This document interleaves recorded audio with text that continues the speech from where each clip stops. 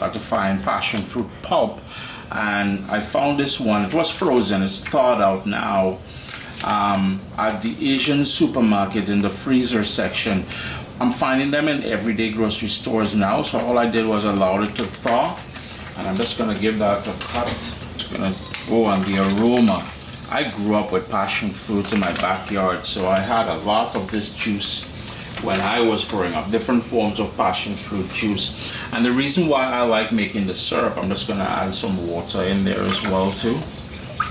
I'm gonna add 3 cups of water in total. That was 2 cups of water. The reason why I like adding, to make the syrup, a flavored syrup, versus you would see in a lot of the drinks you see on Instagram and TikTok and everywhere else, sort of black seeds are in there, and I don't like those seeds in my juice. I guess it's for aesthetics or for people to know that they have passion fruit juice. That's why they keep it in there. But and maybe there's some health benefits to it. I don't know, but I don't like seeing it, and I like chewing it, and it's like little eyes watching me. 1 cup of granulated sugar, and don't mind the bottle. That is a little contraband honey, a raw honey. I just 2 tablespoons of that honey. Now the amount of sugar you use in there is totally up to you, because once you use the syrup later on, and I'll be making mango passion fruit juice with this, and you can add more sugar then. What we're gonna do is bring this up to a boil.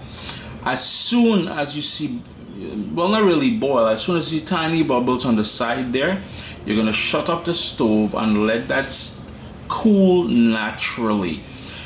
Once that is done, what you can do is strain it.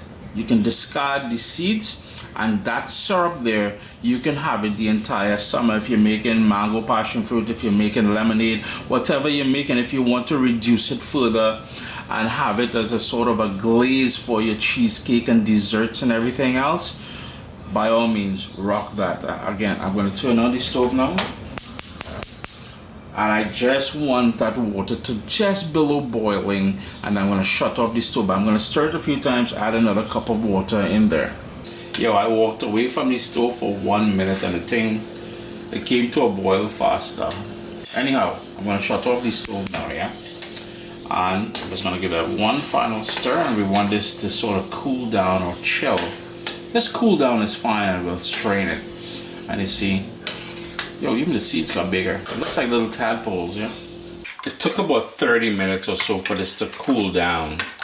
So what I'm going to do now is just shift this to the other side here. I have about 7 cups of water in my actually 6 cups of water, sorry, 6 cups of water in my blender, and I'm going in with 2 cups of frozen mango. It's the easiest available mango to me right now.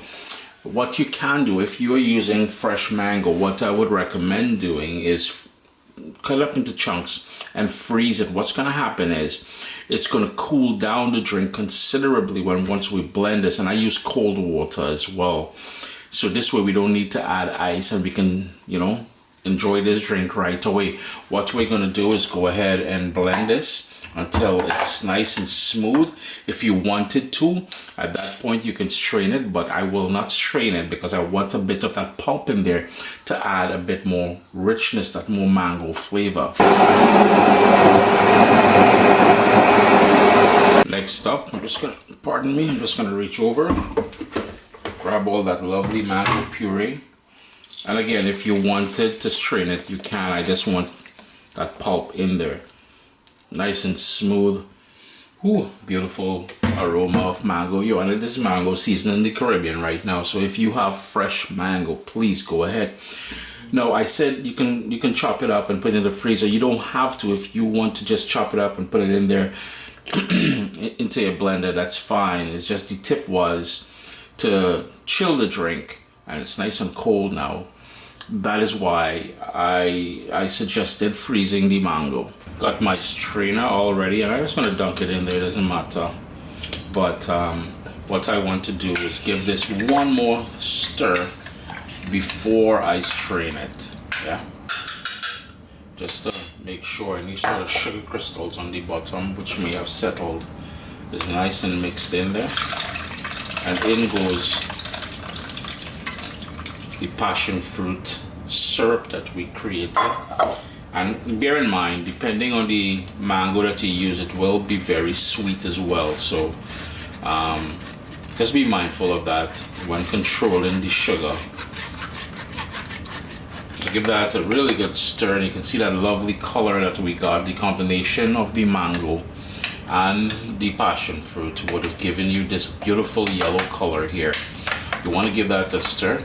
Make sure you combine those two flavors, two prominent flavors together. Remember, the undertone is the tiny bit of honey we added. If you wanted to go in with half of a lemon in here, by all means, half of a lime, thing too. Oh wow, stunning.